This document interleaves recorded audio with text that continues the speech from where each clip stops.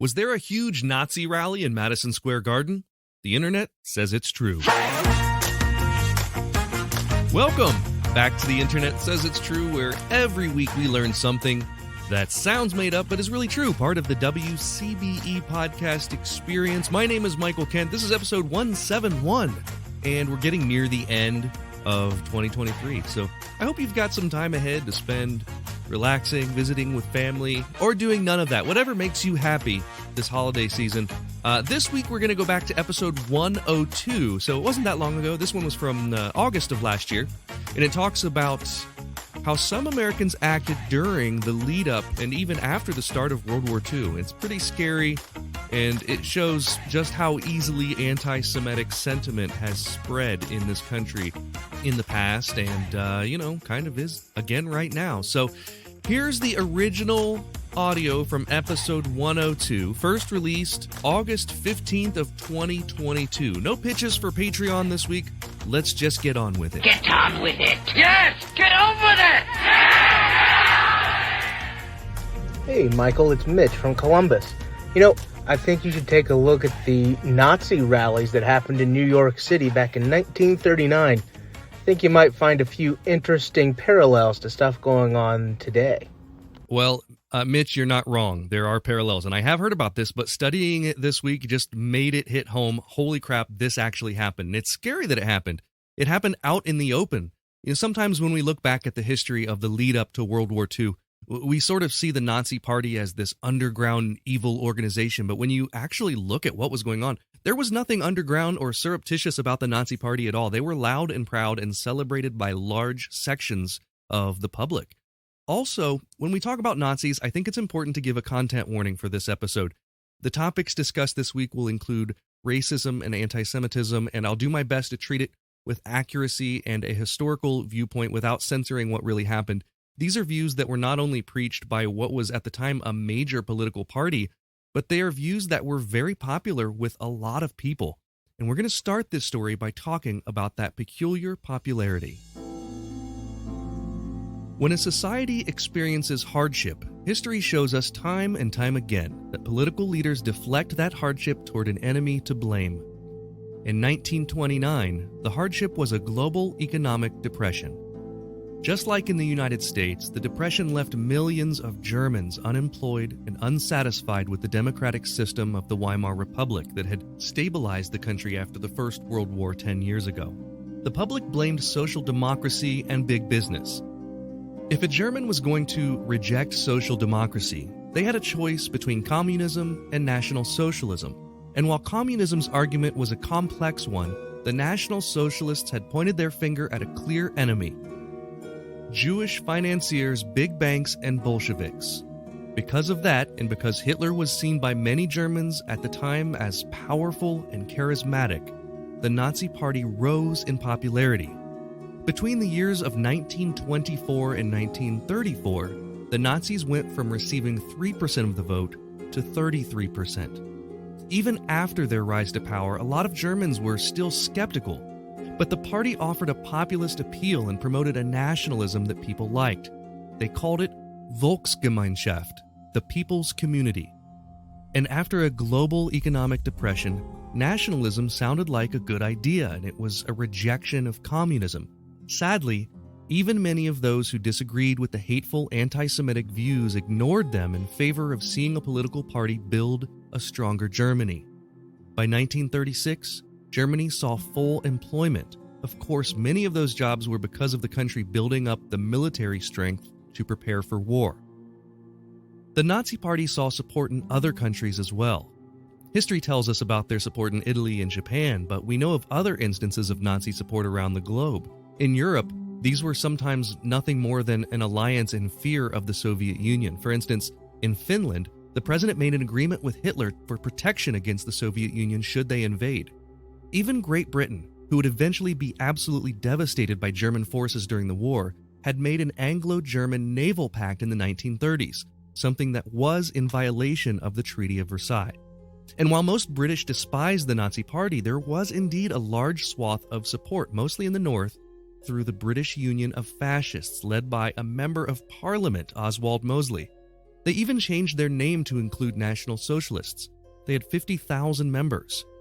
They were disbanded in 1940, but there were a handful of smaller groups that supported the Nazis within Britain. Some were funded by Berlin directly. Some were simply aligned with the Nazis' anti-Semitic policies. Many in the country's high society admired Hitler and saw his politics as crucial to defeating communism. Most of these high society folks ended their support as soon as Hitler invaded Czechoslovakia. Even then, during the war, as many as 70 British men and women were convicted of attempting to aid the enemy, and hundreds more were rounded up and interned by the British government. Like in Great Britain, there was support for Nazism in America as well. Bradley W. Hart, author of Hitler's American Friends, the Third Reich's Supporters in the United States, argues that the support for Nazis in the U.S. was greater than most Americans remember today. And there were a few different reasons for this. Now, remember the first weeks of Russia's invasion of Ukraine in 2022, when there were these extreme right-wing talking heads who were celebrating Russia's strength and denigrating the Ukrainian government? It's still happening today as the war enters its 6th month. Well, similarly, there was a far-right radio personality, Charles Coughlin, who would go on the air and promote Nazi fascist policies and apply them to American life in the 1930s. This guy was a Catholic priest out of Detroit, and he would broadcast these huge anti-Semitic tirades to tens of millions of listeners. In North Carolina, there was a guy, William Dudley Pelley, who started the Silver Legion, known as the Silver Shirts. He grew a group of 15,000 pro-Nazi anti-Jewish members, mostly because he had convinced them that, quote, Jews were possessed by demons, end quote. It was a Christian nationalist group. This guy was particularly weird. He had developed a whole costume for his clan and even had ambitions of becoming an American dictator like Hitler. There were even American politicians in Washington distributing Nazi propaganda, like Congressman Hamilton Fish III, who was an isolationist and led a scheme to distribute Goebbels' propaganda via U.S. mail, and Senator Robert Rice Reynolds, who made pro-German statements in the Congressional Record. The German-American Bund, also known as the German-American Federation, started as a group called Friends of New Germany. They were Nazi sympathizers, and they were started by a German immigrant to the U.S. He was given the direction to start this group directly from the Deputy Führer of the Nazis, Rudolf Hess. This wasn't a grassroots Nazi support campaign. It was a direct result of Nazi influence. Many of the members of the German-American Bund were of German descent, but some were just anti-Semites. They had a headquarters in New York City, but they had training camps in Wisconsin, New Jersey, and Pennsylvania. They publicly opposed and attacked Jewish American groups, communism, FDR, trade unions, and American boycotts of German goods. They would display the American flag next to the Nazi swastika flag. They would perform their Hitler salute, and they propped up George Washington as their icon, saying that he was the first fascist. Of course, Washington wasn't a fascist. This is the man that turned down serving a third term when he was asked. He didn't want to be a dictator or a king. They appropriated his image to make Nazism seem more American. And at one point, this group claimed to have 200,000 members, though historians have disputed that fact. One thing that's indisputable, however, is that this group was powerful enough to fill Madison Square Garden in a huge Nazi rally in 1939. I'll tell you all about that after a quick break. If you're looking for an awesome craft to do with your kids this holiday, I think I've found the perfect thing. Kiss Naturals and Earthy Goods are DIY craft kits for kids that make it super easy for them to make their own soap, bath bombs, lip gloss, lip balm, and more. The products are natural and safe, and what's best is that when they use these products, they get to learn about how they're made and what makes a product natural, healthy, and safe to use. As I'm sure you know, so many of the products we use around the home are filled with crazy amounts of chemicals that we can't even pronounce, and that doesn't mean they're necessarily dangerous or anything, but we have no idea how the stuff is made or if it's even healthy. When you go to earthygoodnaturals.com, you'll see a variety of kits that not only teach your kids how to make the product, but as long as they're doing so, they're learning what's in them. So, for example, there's a kit where they can actually make their own toothpaste, and as they're doing that, they're learning about the ingredients, the sodium bicarbonate and the peppermint and the other ingredients that actually make it work.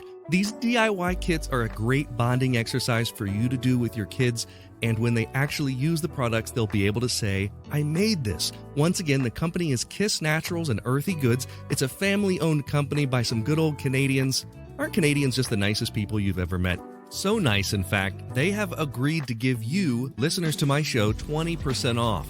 Use promo code INTERNET. Once again, that website is earthygoodnaturals.com, or just use the deals link in the show notes. Put in INTERNET as your promo code for 20% off, and you are well on your way to an awesome activity with you and your kids. I'm John DeSando, host of Back Talk. This podcast is an extension of the long-running, award-winning movie review show, It's Movie Time. Back Talk features additional content and banter with guests about new movies. If you want more insight and information about what's playing now in theaters and online, find Back Talk at the WCBE Podcast Experience on WCBE.org. You'll be happy you did. If you love listening to this podcast every week and you want to show your support, that would mean a great deal to me. You can do that by becoming a Patreon member. We've got members at all levels, whether you want to pledge $1 a month or $10 a month. Just think about the value that you receive from this show. And if you like the histories and the stories that you learn about, or the jokes that you hear, and if you think that they're worth it, consider signing up. For that, you get every episode ad-free and a week early, access to bonuses like the unedited videos of the guest appearances, and 20% off all merchandise. You can sign up today at patreon.com/Michael Kent. That's patreon.com/Michael Kent. There was a time that humans used 100% organic products as healing balms and moisturizers for their skin. Well, I've partnered with an awesome company that wants to get back to those times. Fatco sells organic and responsibly made tallow-based skincare products. For centuries, humans used tallow in skin moisturizers and healing balms, but unfortunately, the topical application of these fats seemed to stop around the same time that animal fats stopped being considered part of a healthy diet. A lot of modern skincare products do more harm than good by stripping your skin of its natural oils. Let's change that. You can try them out now at fatco.com and get 15% off your order by using my promo code INTERNET. Go to theinternetsayitstrue.com/deals for the link. Let's get back to our story. When I talked about support for Hitler and the Nazi Party in the United Kingdom, I mentioned that most of the support ended when Hitler invaded Czechoslovakia. That happened at the end of 1938. But this huge rally in New York City that we're going to talk about happened in February of 1939. It was before Germany invaded Poland, but after they had annexed Czechoslovakia. It wasn't a small affair. For the previous several years, the German-American Bund had run training camps and held Nazi parades in several states. In 1938, we know that they were becoming somewhat sensitive to the overwhelming American opinion of Nazis. Okay, they weren't sensitive to it. I guess we can say that they knew how most Americans felt. We know this because they were careful to point out that by this time, they were not funded by any German relations, and they didn't allow actual German Nazis in their ranks. They also formally banned Nazi emblems to be used by the Bund. But I don't know if I believe any of this because we have the giant rally in Madison Square Garden in 1939 as proof that just flies in the face of everything that I just said. As many as 22,000 people attended the rally on February 20 of 1939. Here is some actual audio from that crowd. I pledge undivided allegiance to the flag of the United States of America and the republic for which it stands, one nation, indivisible, with liberty and justice for all.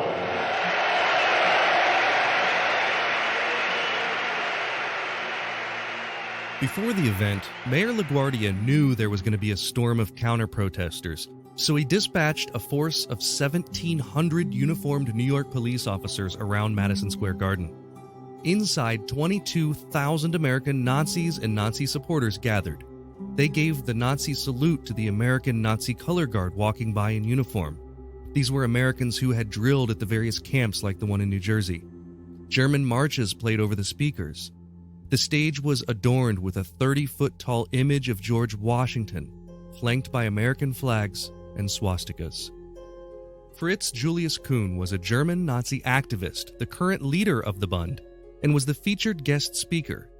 He was a veteran of World War I, where he fought for Germany.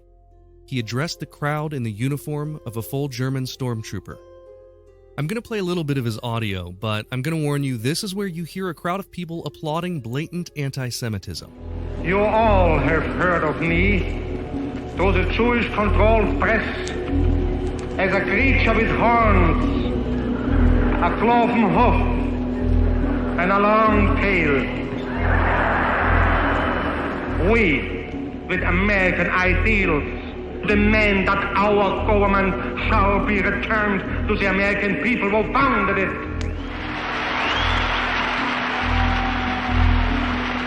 If you ask what we are actively fighting for under our charter, first, a social just white Gentile ruled United States.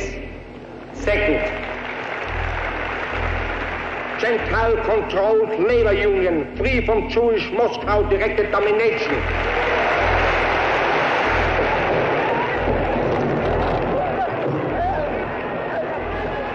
As Kuhn said this, Isidor Greenbaum, a young Jewish anti-Nazi protester, stormed the stage attempting to reach the podium and was quickly tackled and beaten by the guards wearing red swastika armbands. They kicked and punched the man on stage and ripped his pants off. Police came in and intervened, and the rally continued.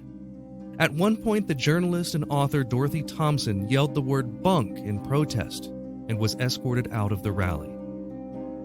Outside Madison Square Garden, as many as 100,000 anti-Nazi protesters organized, waving American flags and tearing down Nazi flags and attempting to confront anyone who entered or exited the rally inside. To see one of the overhead shots of this rally, it's shocking to think that there were this many Americans who supported the open and raw anti-Semitism. Whether they knew or didn't know, while that rally was being held in America, Adolf Hitler was finishing construction on his 6th concentration camp in Europe. Here were 22,000 Americans who supported these anti-Semitic views, and these were just the ones that attended the rally. Who knows how many tens of thousands silently supported the cause from around the country.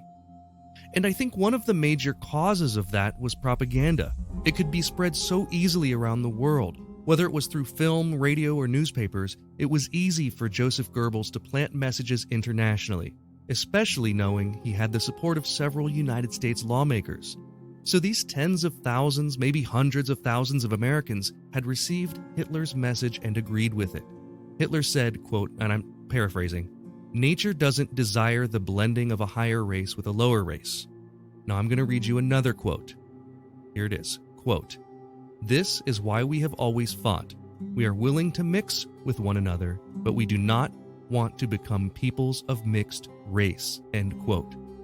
And that quote wasn't from Hitler or Goebbels or from 1939. It was from 2022, and it was said by Hungary's Prime Minister Viktor Orban, who was a guest speaker last week at CPAC, the Conservative Political Action Conference in Texas. He received a standing ovation from the crowd of conservatives there.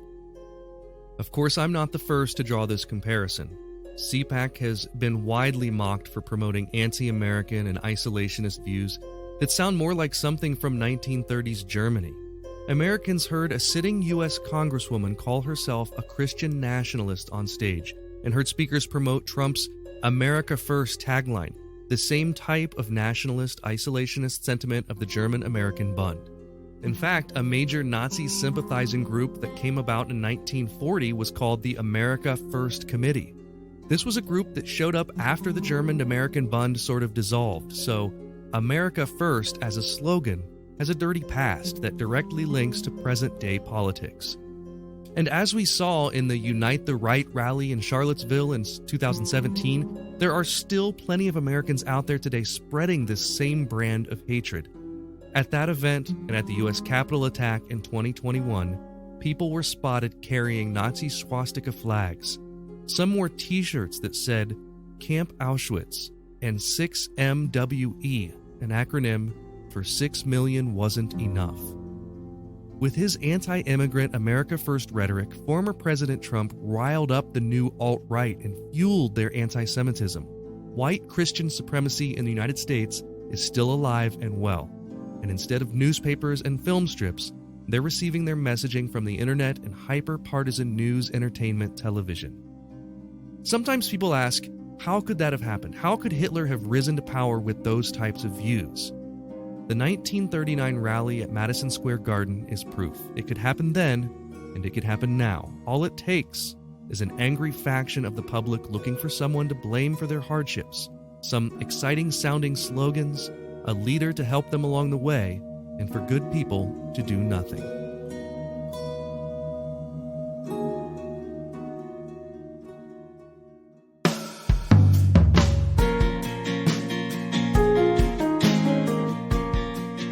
It's time for the part of the podcast where I call a friend. Today we're calling International Magic Award winner Erik Tait.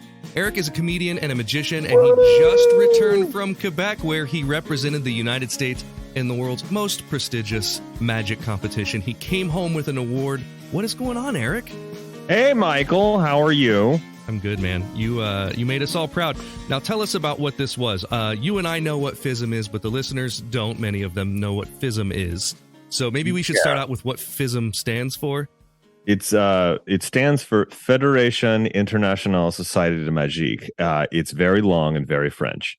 The FISM is sort of an umbrella organization for all of the other major organizations out there, like the Academy of Magical Arts, the International Brotherhood of Magicians, the Magic Circle, the Association of Japanese Professional Magicians, and so on and so forth. I mean, there's tons and tons of member bodies that join FISM, and FISM basically conjures itself into existence once every 3 years to hold the World Championships of Magic, and that's what I competed at. Whenever you see it in the newspapers, it's typically referred to as the Olympics of Magic, which it very much is. Everyone just sort of calls it that, but the actual Olympics get kind of irritated when people call things the Olympics of. So well, sure, because you don't have to go. You don't have to do drug testing. Exactly. Officially, it's the World Championships of Magic, but it is okay to think of it as the Olympics of Magic. And I competed in the card magic category and came home with third prize. Third in the world is not a bad place to be. A friend of mine did a little bit of research and made me feel extra special. Because as it turns out, in my category, there are only 4 Americans to ever make the podium in card magic. And and I am the first card magician from America to make the podium in 20 years. Wow. So it's been 20 years ago. time. So who was the most recent? Would it be anyone that we recognize the name?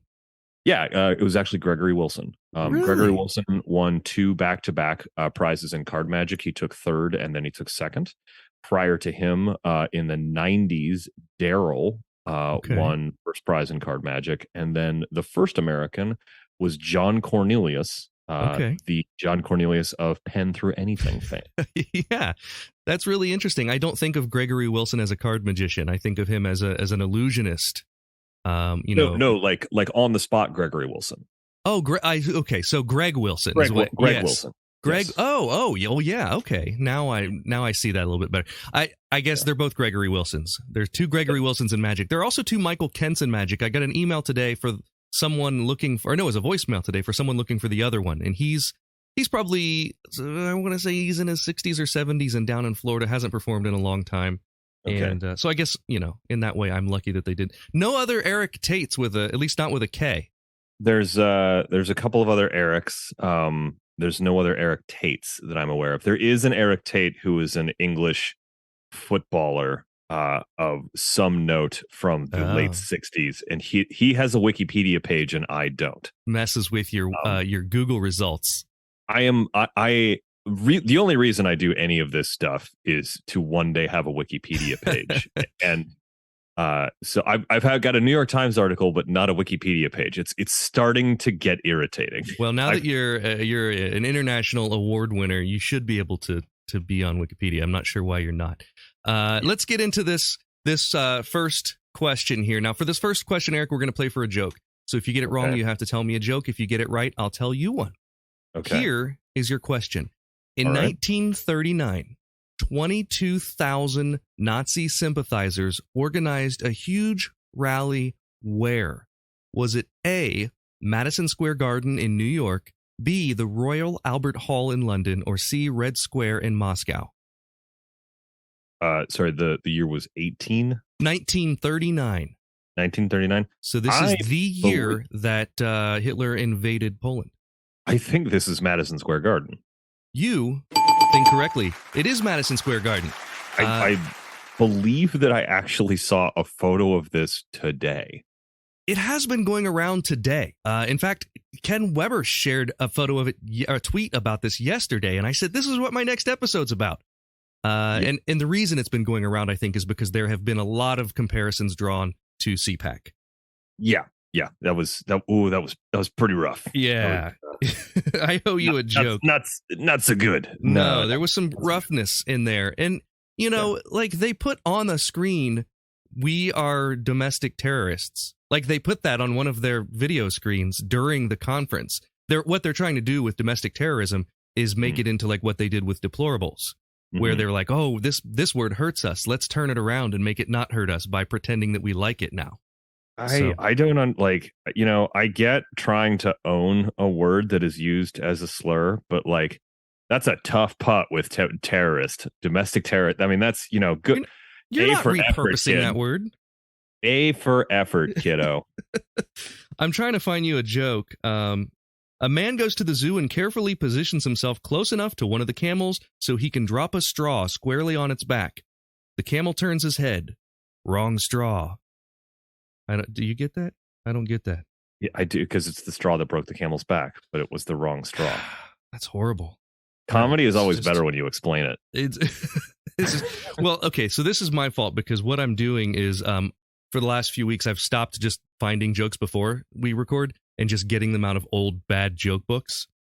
And so, yeah, you should invest in a copy of Truly Tasteless Jokes. I should, but I try to keep this podcast somewhat clean. Not just like full of like angry racist Polish jokes. Can't do those, especially on an episode entirely about anti-Semitism. Definitely, all right, it's bad enough I'm inviting a comedian on and and doing a lighthearted quiz after talking about such an interesting or such a not interesting is not the word, such a potentially infuriating topic, a triggering topic. Congratulations on this monumental achievement in your art and craft. Let's talk about American Nazis. Thank you. Well, once you go past 100 episodes, actually this has been on my list for a long time. This is one of those that fits the mold of the podcast. The mold of the podcast being, here's something that sounds like it's made up, but it absolutely happened. It's actually true. It is sort of fascinating looking at the history of the Nazi Party in America and in England, because especially like the King of England at some point was a Nazi sympathizer. And this was like far before they started like loading people into like train cars and gas chambers. When they were just like, hey, these guys have some good ideas. And then everyone was like, whoa, hang on. This is, oh no. But, when you look at the timeline of it, so what I found was a lot of the sympathetic organizations, at least in the UK, started seeing the light around 1938 when Hitler annexed Czechoslovakia, right? He had not invaded Poland yet. But, when this Nazi rally happened in New York City, they had already taken Czechoslovakia. Like it was, it was already Bad News Bears. Like there were 100,000 people outside of Madison Square Garden, anti-Nazi protesters, Antifa, if you will, in 1939, excuse me. There were 100,000 out there. So people knew that this was wrong. And yet there are 22,000 people doing the Nazi salute inside this thing. And and I was talking to my wife about this today, and she's like, well, was it before people really knew like how bad they were? And I was like, the main speaker was just talking about, like how awful Jewish people were. Like it wasn't hidden at this point. There was now. Also, I didn't realize that it was that open. It was full on anti-Semitic at this point, and really from the very beginning. When you look at what there was a member of parliament who started a fascist support group support group is not the right word. There was a member of parliament who was basically, he promoted fascist ideas, and it was all very anti-Semitic right out in the open, because they saw, just like any time that people are going through financial and economic hardship, they saw the Jewish people as their enemy and as the people to blame. So it's just like, it's amazing to me that people just throughout history have like continually been like, everything is awful, and if we just blame this group of people, everything will be fine. Let's just like, as though killing a large group of people has ever been the economic solution to everything. Right. Like, we've tried that over and over again, and at no point have we ever murdered someone and they've just turned into doubloons, like Mario jumping on a turtle in Doesn't work Sonic that way. the Hedgehog. No. It's just like, it never happens. No one ever turns into money. I can't understand why that continues. It's always just hate a group of people if you're having economic hardship, and I don't get it. That's true. Just realized I didn't have us on a 2-shot for. There we go. That's better. Yeah. So now I forgot you have like a Patreon who like looks at this. Yeah. So that's okay. They can just listen to you for the first 10 minutes of this, 5 minutes of this, and now we can actually. So if you're on Patreon watching this, you can actually see Erik's face. So you can do that at patreon.com/Michael Kent. Not only do you get that, you get every episode a week early and ad free. Enough of that plug. Let's move on to question 2. And for this one, we're going to play for an audio Easter egg on your podcast, which is the Penguin Magic Podcast. So if you get it wrong, you've got to say a phrase of my choosing on the show somewhere next time you record. If you get it right, I'll say that phrase on the next episode of this show. And here's the phrase. The phrase is, quote, "I don't care where you're from. Corn nuts are like currency." Okay. All right. I think I can get that one past the Penguin Magic censors. Yeah. I mean, you could make it relevant somehow. I assume. I'll be interviewing. I'll be having like a 3-person interview between Jason Sudeikis, me, and Teller, and I'll just insert that right into the middle of it. Does Jason Sudeikis do magic? He does. He was in a GQ magazine. They were like, "What's your everyday carry?" And he name checks Penguin Magic because because Jason Sudeikis carries the Tally Ho Elite deck produced by Penguin Magic. So he has a deck of cards in his pocket all the time. He's done some interviews and he's talked about how he like learns little card tricks to show cast members in between takes on the set of Ted Lasso, and he learns those at penguinmagic.com. Do you personally carry a deck of cards with you everywhere in a social setting? I do, because my status as a world famous magician and icon in the magic industry has required me to carry a magic trick at all times. So I used to. I would say I did that when I was in college, probably because I was because I was more social then than I am now. But now I do have everyday carry magic with me, but never cards. I always have coins in my pocket for a silver copper routine. And now lately I've been having the keys in my pocket. The from Keymaster by Craig Petty. The Keymaster, the Craig Petty Keymaster I've been carrying on my keychain. I carry on my phone, so I have R digit on my phone, which if you're a magician, you're listening to this and you're not doing R digit, you're a fool. That thing is amazing. But yeah, I usually carry on a deck of cards, but mostly because the deck of cards is like a fidget toy for me. And so like I'm not even doing magic or like having focus practice. It's just something to keep my hands busy. Sure. I totally get that. I do the same thing on airplanes. There's always a deck of cards in the bag. And never on airplanes though. It gets too dry and the deck gets a click. That's a good point. I wouldn't say I ever perform with the cards that are in my bag though. They're mostly they just keep. And you know what I do is I work on, this is really nerdy magic stuff, but I work on the Tamariz stuff because that's the thing that keeps my brain active, and never have I ever used that in actual performance. No, never. I've never even bothered to memorize it because I always just look at it and go, I'm never going to do that trick. Yeah, I did the whole brute memory thing with it. Anyway, let's get out of it because there are a lot of people listening who don't care about the magic thing. They're at least not in the weeds magic stuff. So we'll move on with the next question here. So again, our stakes are, I don't care where you're from. Corn nuts are like currency. Here's your question. The America First Committee was a Nazi-sympathizing group in America with as many as 800,000 members.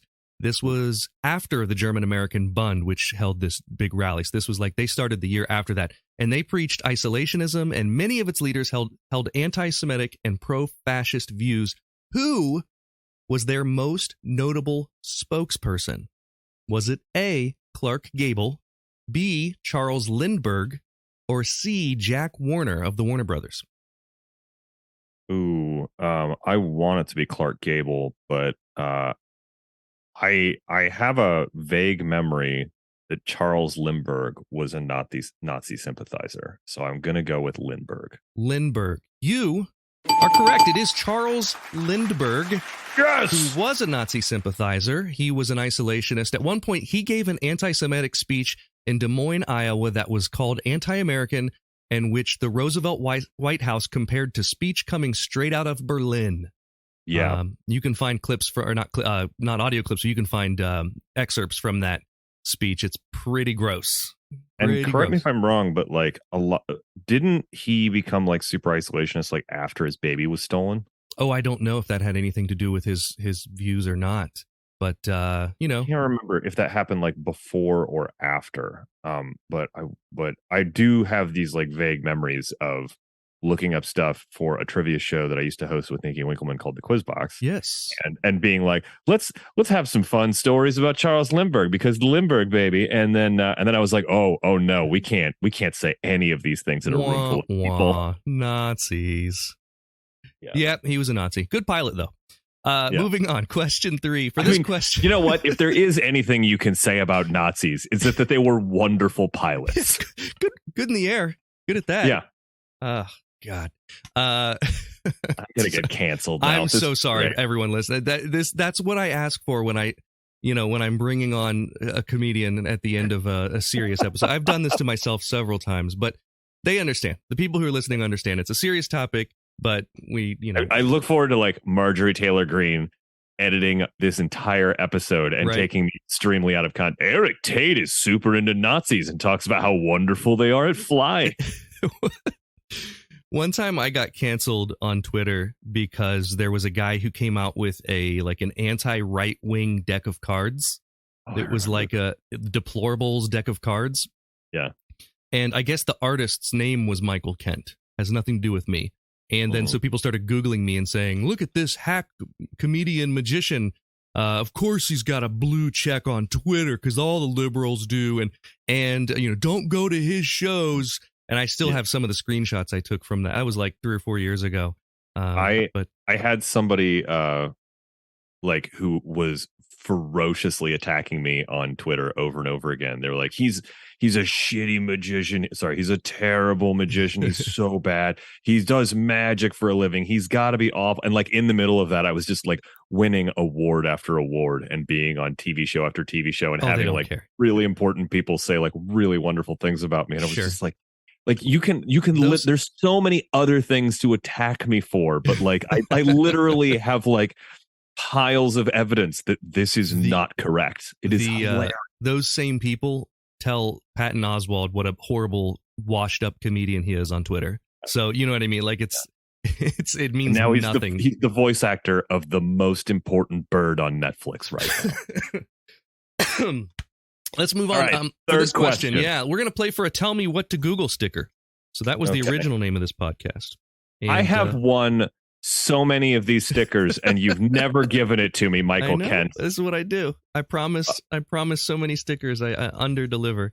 It's my thing when it comes to stickers. You ever see Michael Kent and you think you're going to see me within the next fortnight, be sure to obtain a sticker for it. He's holding my stickers hostage. I have no excuse with you because you're in the same city I am. You don't even have to mail it to me. You could just leave it underneath an oak tree at Goodale Park. I'll stick it to the oak tree, and then you can just tell people that's where your sticker resides. For this question, okay, here it is. Madison Square Garden. That's the setting for this week's episode.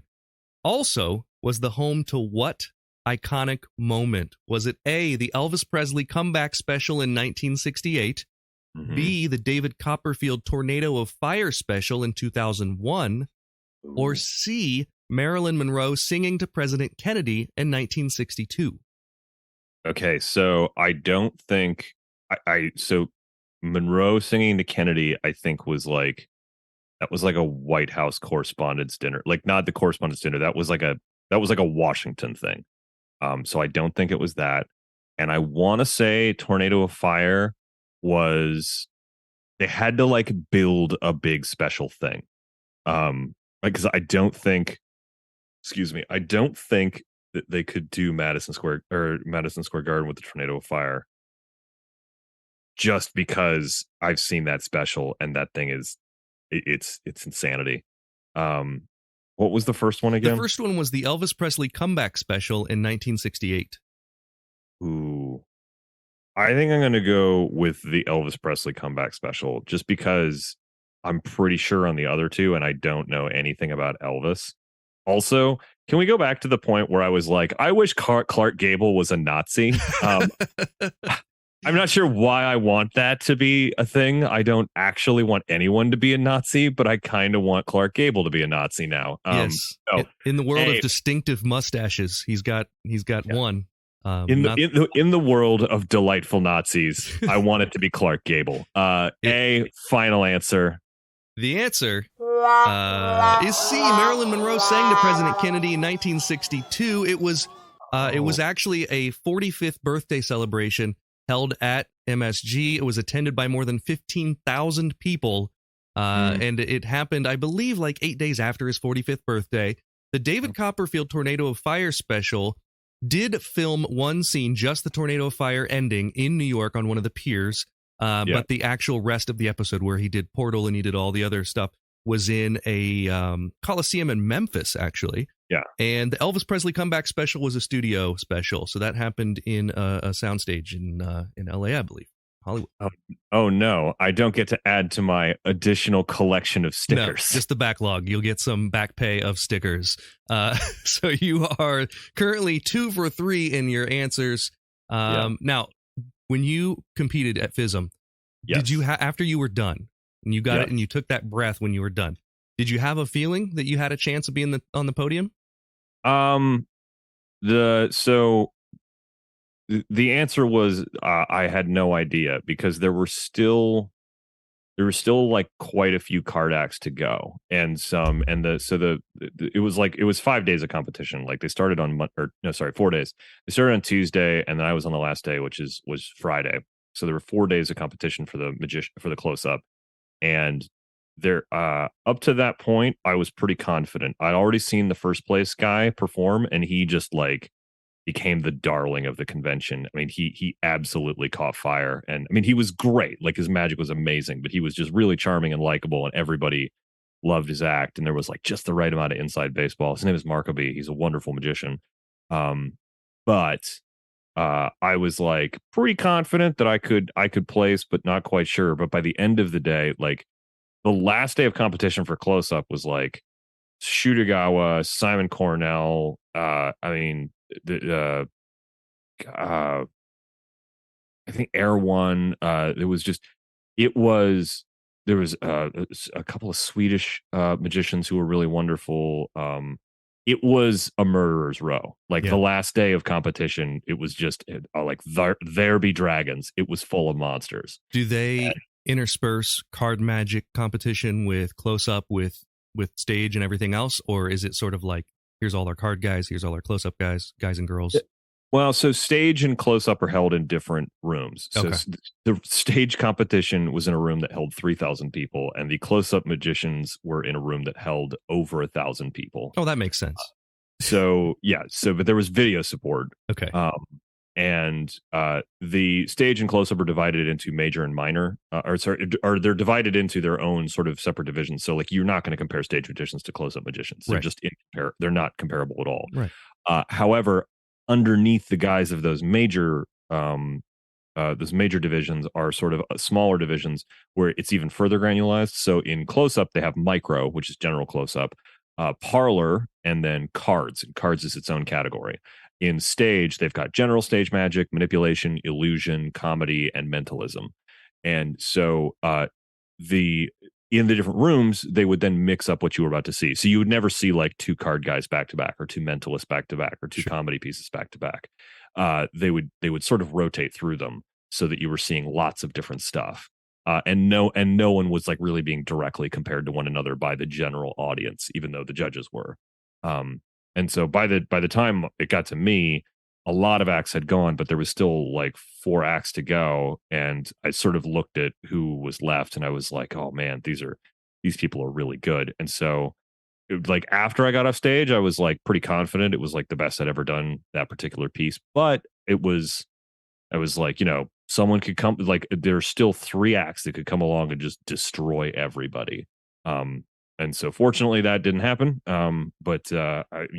Everybody was wonderful. I mean, there was to the non-magicians listening right now, they had no idea how nerdy this art form is and how like that those distinctions even exist, let alone there are gradients within each I mean, I saw the best magic I've ever seen in my entire life. I mean, one of the most magical things I saw there was you need to see video of this or this act live because what I'm about to tell you doesn't make any sense.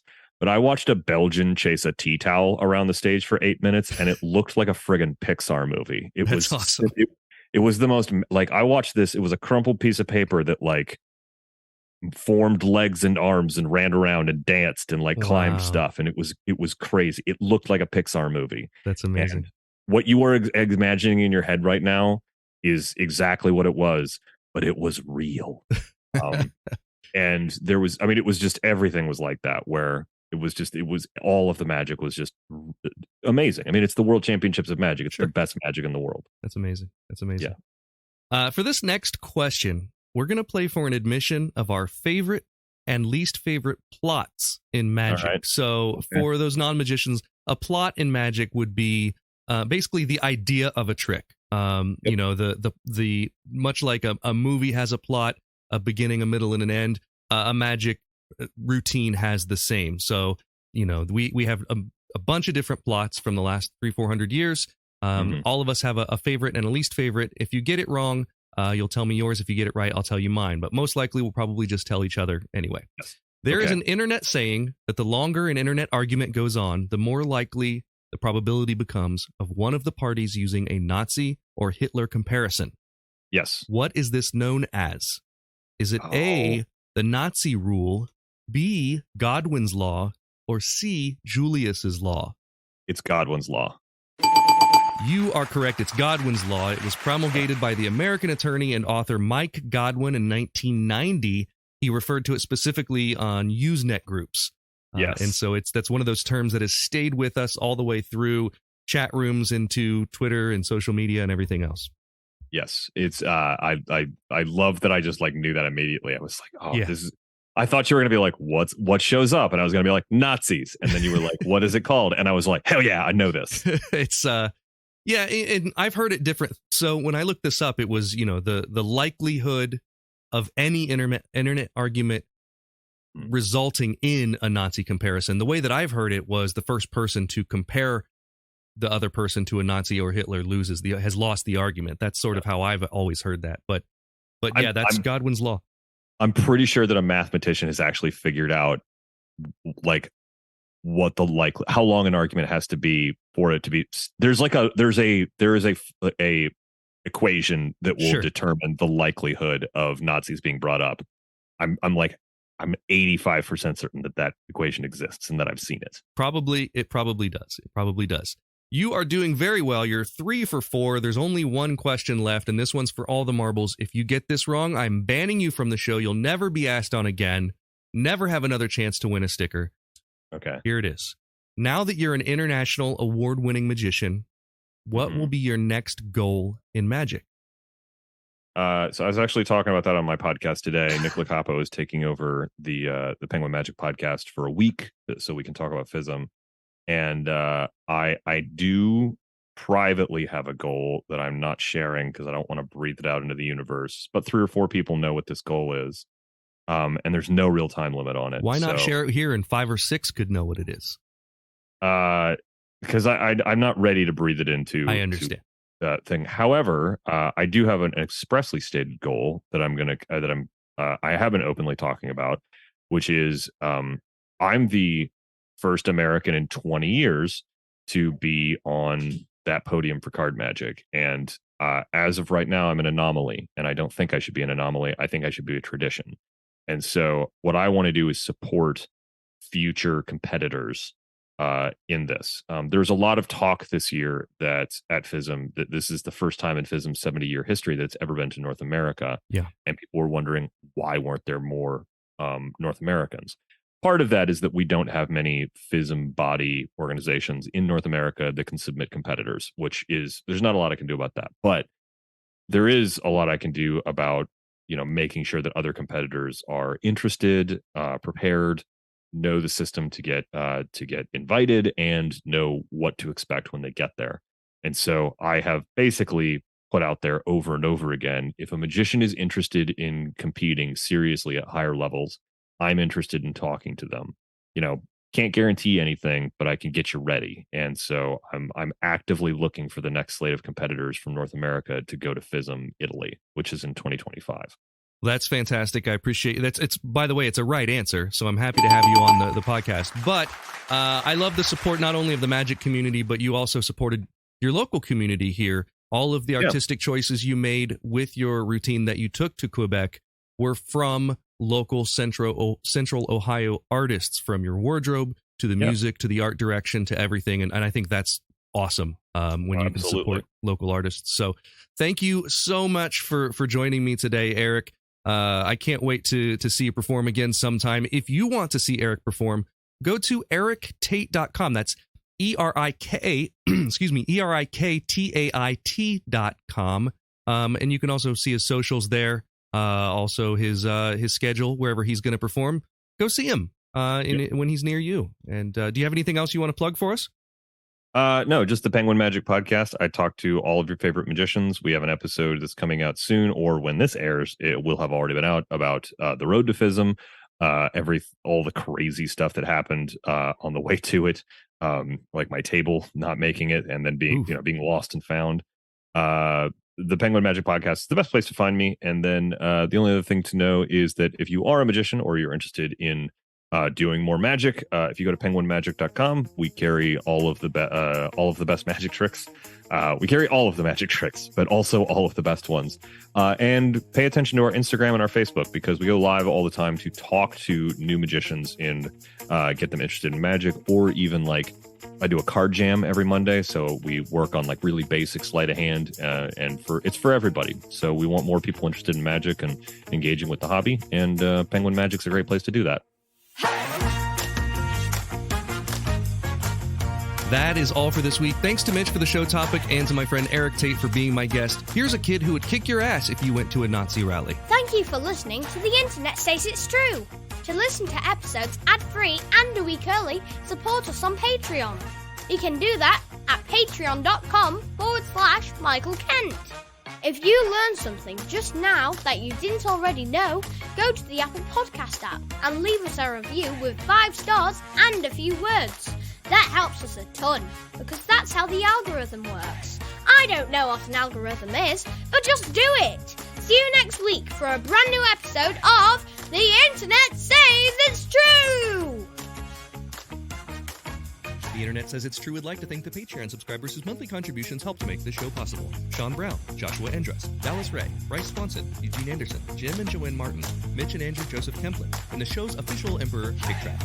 The show is written and produced by me, Michael Kent. The theme song is by Finite Music Forge, and all audio clips in this episode are used for education and commentary and used under fair use under 17 U.S.C. Section 107. You can listen to past episodes by searching for The Internet Says It's True wherever you get your podcasts, and you can see bonus content at patreon.com/